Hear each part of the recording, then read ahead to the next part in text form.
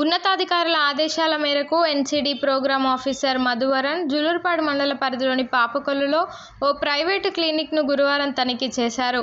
ఈ సందర్భంగా ఆయన మాట్లాడుతూ, శ్రీనివాసాచారి క్లినిక్ను తనిఖీ చేశామని, అక్కడ కొన్ని హైడోస్ యాంటీబయాటిక్లను, స్టెరాయిడ్లను వినియోగించినట్లు, ఎసెప్టిక్ కండిషన్స్ను, ఇంజెక్షన్ ఫామ్స్ను గుర్తించామని, పరిశీలన తర్వాత గ్రామీణ వైద్యుల స్థాయికి మించి వైద్యం చేసినట్లు నిర్ధారణకు వచ్చామని చెప్పారు.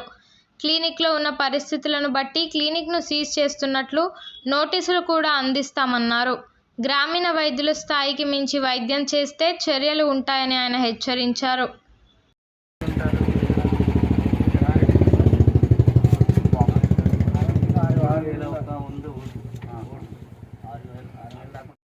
ఒక ఆర్ఎంపీ క్లినిక్ని విజిట్ చేయడం జరిగింది. గౌరవనీయులు డిఎంహెచ్ఓ గారి ఆదేశాల మేరకు మేము విజిట్ చేశాము. ఈ విజిట్లో భాగంగా క్లినిక్లో హైడోస్ యాంటీబయాటిక్స్, కొన్ని స్టిరాయిడ్స్, ఇంజెక్షన్ ఫామ్స్, డిస్పోజ్ చేసిన సిరంజులు, ఎసెప్టిక్ కండిషన్లో ఉన్న ఇవన్నీ గమనించడం జరిగింది. ఇవన్నీ ఆయన అర్హతకు మించిన వైద్యం చేస్తున్నాడని నిర్ధారిస్తున్నాయి.